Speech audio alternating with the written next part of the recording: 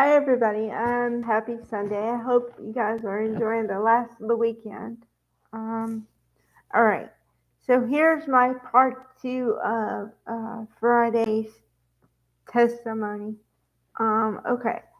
So after the lunch break, we started with Brian Boone, Sarah's ex-husband, and we didn't really get any real information from him besides they have a son together, and she was had a hard had like she forgot a lot of times when she had to pick him up and drop him off, that kind of thing. Okay, then the second witness from this time was a maintenance supervisor for the entire building. And then the last three witnesses were two police officers and the medical examiner. Now, I have to comment on the fact that usually whenever there's a unaliving, there's the medical examiner. Although most of the time, the medical examiner is one of the last witnesses they have, typically, which makes me believe. And also, I had talked about this a little bit in my first video about this case. I believe this case is going to end in about a week, maybe two, and I'm talking 5 days a week. So we're already on day one.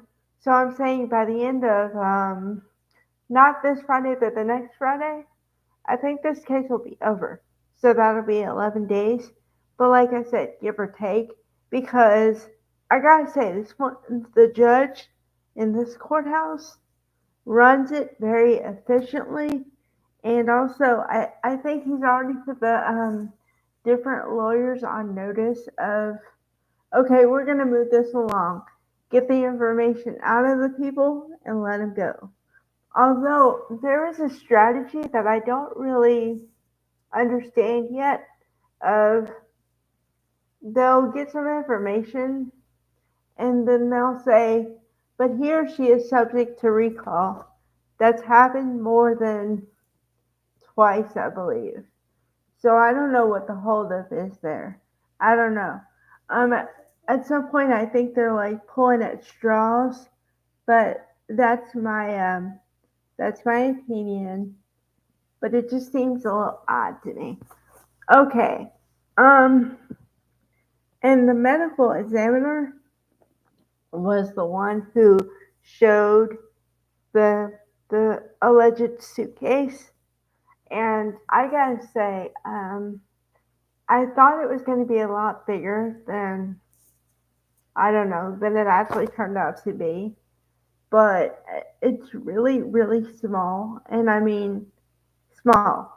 You could fit some stuff in there, but okay. For size, um, matters. Imagine a duffel bag a little bit bigger, but imagine kind of the smallest suitcase you probably have in your house, and that's the size of this suitcase.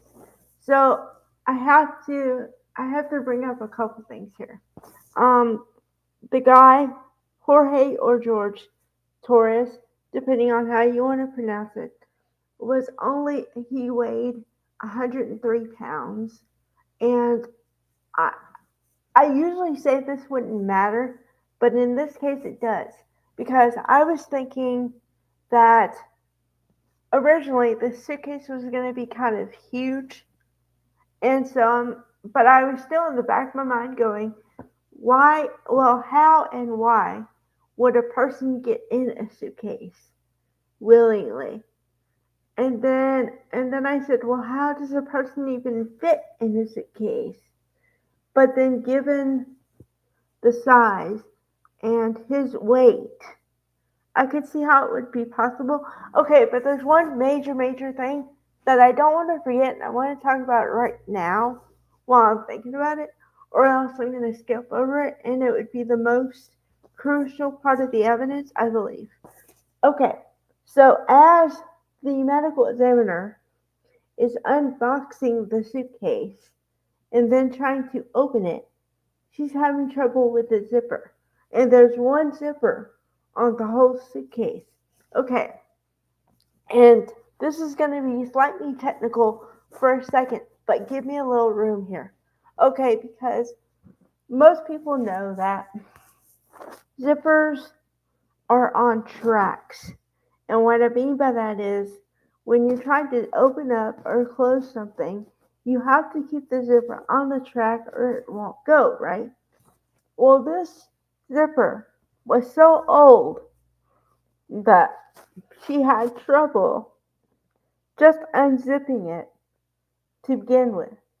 And then she also had trouble at a certain point of zipping it back up.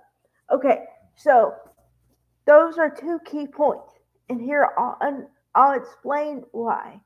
Because if Sarah knew, assuming Sarah knew that about the suitcase, why would she even suggest that anyone, a person, get into it?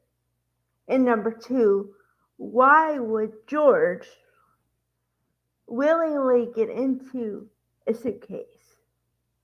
And especially that one, given the problem with the zipper. Because this is the suitcase that was used 4 years ago, give or take, to commit the crime, right? So why would someone willingly get into something that they have the thought process they might not get out of? It just makes no logical sense whatsoever. And then also, but also if you want to go down the other possibility, it also shows how vindictive Sarah appears to have been with this other person. And I am of the belief, once again, it's personal, that um, some people just have no regard for other people at all. And it seems like she's one of those. Because also, in the tape, now that I've heard it twice, she was kind of severely taunting him and saying, when he was saying, please let me out, multiple times, she would say, uh-huh, or whatever, or, I don't want to hear it. She would not say, okay, I'll let you out. She was very cruel in her language and, of course, her actions toward him. So I don't see how anybody thinks any of the actions so far. And now understand we're just beginning this thing, so I don't know how deep the dislike to hatred goes, but that just gives you a glimpse of it, even if you didn't know anything about this case at all. And that's very shocking, alarming to me, because it's wow, I didn't know it went that deep. But then again, but here's the problem also. Uh, it sounds like a slight problem, but trust me, it's huge. Because if they can't go into what George said to her, did to her in the past, because it's hearsay, right? And you can't use hearsay because the person is not alive. So technically, they can't defend themselves. So they can't go into any of that. So if they even go down the trail, they can't follow it. So I don't see how this is going to end in any kind of positive light. And usually I'm optimistic, but I'm also realistic. And this is, as far as I can tell from right now, it's a no-win situation. So I don't know how, but I'll be here. We're gonna have a trial again starting tomorrow. Day two. So I'll cover it, but it's just not looking good for it's not looking good for the defense at all. So